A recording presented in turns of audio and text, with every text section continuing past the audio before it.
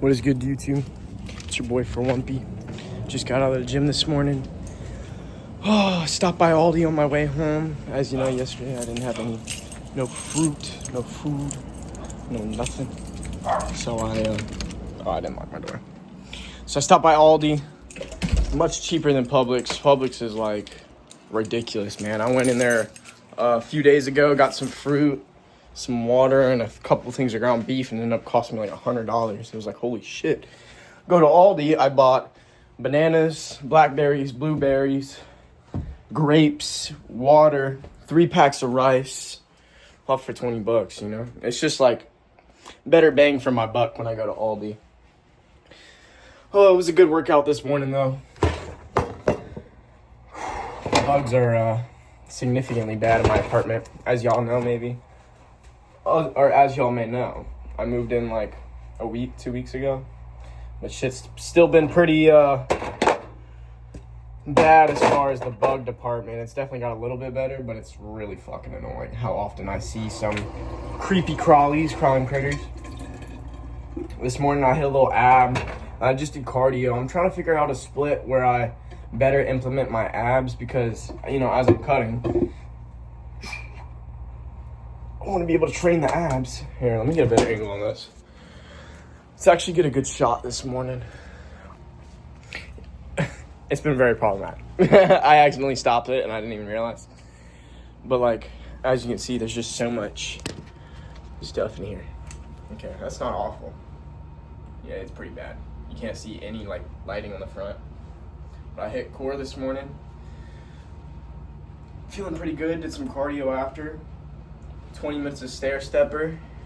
Then after the 20 minutes of stair stepper, oh wait.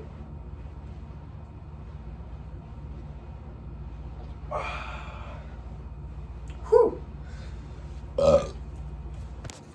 20 minutes of stair stepper. After 20 minutes of stair stepper, hit the bag for a little bit, did some heavy bag work. I've been really enjoying that. It's not something specifically like I'm training for or anything like that. It's just like another fun type of cardio, because typically I don't really like cardio.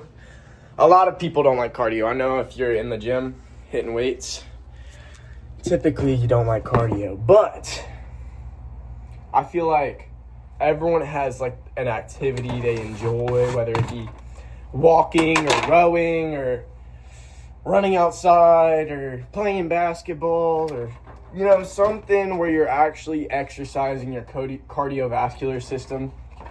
High intense workout. Everyone has something they enjoy, and I feel like we all need to focus on that thing we enjoy to actually hit our cardio, if that makes sense. Granted, I like playing basketball a lot, but ever since I moved, I'm kind of far away from my brothers and my friends that I would typically play with, so there's a lot less opportunities to do cardio I enjoy. So I need to find like more solitude cardio that I enjoy. So like rowing lately has been really fun. I've never really done that until I just recently moved. Fucking bugs all over the goddamn place. God damn it. Like, it's so bad. My doors are never open and it's so bad. I feel like there's fruit flies everywhere. But I've been rowing a lot. I've been hitting the heavy bag. If you don't like cardio, find the cardio you enjoy and bounce around those cardio activities you enjoy, or stick to the one, whatever you need to do to hit it, you know? It's not hitting your cardio. It's basically just like wasting gains at that point, you know? This morning, for the post-workout meal, got the post-workout smoothie as usual. Gotta add my collagen, my yogurt, and some water. Ooh, almost spilled that fucking yogurt everywhere. But then I'm gonna whip up some eggs, and I went over to dinner at my girlfriend's house yesterday. That was quite a fun experience. Got to chill, watch the new Silent Hill, which was pretty freaky. I did like the new Silent Hill. It was just like kind of hard to follow. I never watched the first one, so I didn't exactly. I'm not as a part of the fandom as much as you can say or whatever. But I mean, it was a cool movie. It was just kind of hard to follow, and definitely not nearly as good as Obsession. Obsession, 100% movie of the year. It was just a very uncomfortable movie, and they did a really good job of consistently making you feel uncomfortable without necessarily knowing what was going to make you uncomfortable. You know what I mean? Because a lot of scary movies nowadays, like, especially if you watch them often, are very predictable. Like Silent Hill, for example, like, obviously there was some weirdness in the air when it came to, like, determining why the hell he's in this Silent Hill where he's, like, low-key. I thought he was tripping and, like, a drug addict at first, but it just turns out that he's fucked up because his girlfriend died. But it was very, like, the jump scenes and the scary scenes were very predictable. Like, a little girl sitting there with a doll, like, obviously she's not on your side, bro. And then, like, in the very beginning, picking up the girl, oh my gosh, like, I'm trying to flee the city, I have nowhere else to go. Like, obviously he's gonna pick her up, you know what I mean? It's just very, like, little details like that, where when it's over troped, per se, it kind of comes out not as entertaining, in my opinion. Especially because you kind of expect what's going to happen, you know? You kind of know what's coming. So it's not as enjoyable, in my opinion. But I think scary movies, I used to think, are low-key dog shit because they're negative and freaky and demonic and it messes with your brain. But at the same time, okay, not at the same time. That's what I used to think. Now, I met my girlfriend. She loves scary movies. She gets me to watch them all the time with her.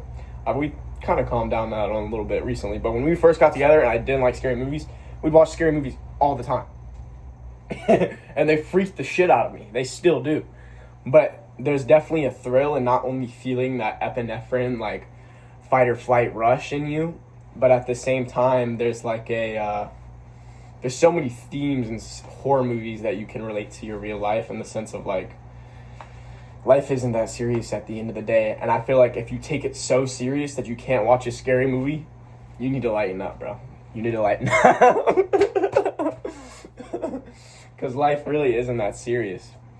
Going back to the shit from yesterday, like, feeling negative, like, I feel like a lot of the time I'm able to cheer myself up or, like, bring myself out of the gutter because at the end of the day, like, there's 8 billion people on this floating mass somewhere in space. So why should I sit here and take my singular problem and make it my whole world when there's so much world out there? You know what I mean? There's so much happening, even in this very moment. So why should I take the negativity and the random problems that I can pull out of the depths of my head and focus on those when I should be focusing on what's going on in the moment, you know? I don't know what split I want to do. I know this was a very random topic change. My head just kind of thought about that, but I'm still trying to figure out my workout split. I don't know if I want to I've been doing push-pull legs for, like, probably a good year, 2 years now. I mean, I experimented with a couple other things. I did, like, a little bro split where I was kind of hitting one thing a day. And that I just didn't feel like I was getting enough stimulation. But yeah, with the bro split, it was like there was no stimulation whatsoever. Only because, like, I would hit a muscle group, and then I wouldn't hit it again for, like, another 5 or 6 days. And realistically, you probably only need, like, 2 to 3 days of recovery before you can really hit a muscle again. Of course, over time, you're going to wear that muscle down, but that's what rest days are for, you know? I do try to minimize rest days, especially as of lately, because I'm similar to, thank you, Sam Sulek.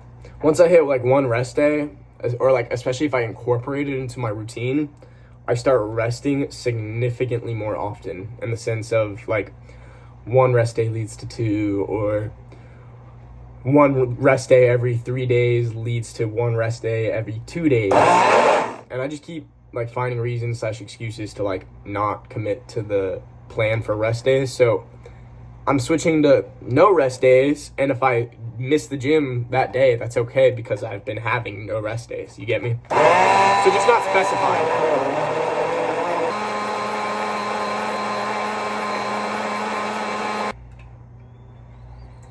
But yeah, I mean, as far as grocery shopping, if you could afford shopping at, damn, I poured that whole thing in there. That was not very smart. If you can afford shopping at Publix and there's, like, specific preferences, I mean, be my damn guest. But in my opinion, there is no reason to be shopping at Publix when places like Walmart, and you got Walmart, you got Aldi, cheaper produce sections, even Target, man. Publix is just like such a fucking ripoff. It's so good though. Like, I'm not gonna lie.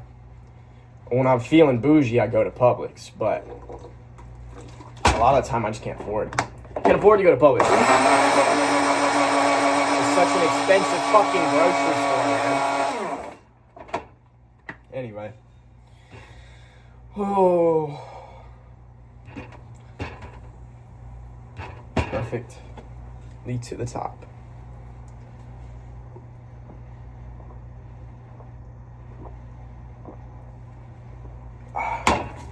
Definitely can use a little bit more water, but still definitely in good shape. Y'all make sure you hit the gym today. Make sure you hit your cardio. Get your pre-workout carbs. Get your post-workout protein. Big tip. I don't know if y'all typically do this or how y'all typically eat. In my experience, in my knowledge, protein and carbs are going to be essential in both the pre-workout and post-workout meal. However, you want to focus the carbs in the pre-workout meal, and then you want to focus on the protein in the post-workout meal, okay? The pre-workout meal, when you consume those carbs, those are going to be your energy for the workout. That's why you want excessive carbs. And then you want to keep that protein in there, that way you're still hitting your protein goal. And then post-workout, you need the carbs to restore your muscle glycogen, but you significantly need the protein to be able to recover those muscles. You know what I mean? So if you're like questioning what you should eat before and after gym, before you go to the gym, have some carbs with a protein, maybe a little fat to stay full during the workout. Remember those healthier fats like your avocados, your fish oils, your egg yolks, shit like that. That's actually natural, raw, and good for your body. No processed fats and none of that bullshit. Make sure you have a little protein with that, and then the heavy carb before. Simple carbs, not complex carbs. So a simple carb is gonna be your fruit sugar, your rice, your corn. You don't want no complex carbs, no candy, no soda, no. I mean, depending if you're bulking or not, this changes too. But at the same time, I feel like complex carbs are pretty good to stay away from in general. Then post-workout, make sure you get that high protein meal, at least 40 grams post-workout, no matter what your body weight is. I think you should have at least 40 grams of protein. And then you want some carbs to recover that muscle glycogen. That way you're ready to go for tomorrow, baby. But yeah, y'all make sure you hit the gym today. Hit your cardio. Peace out, y'all.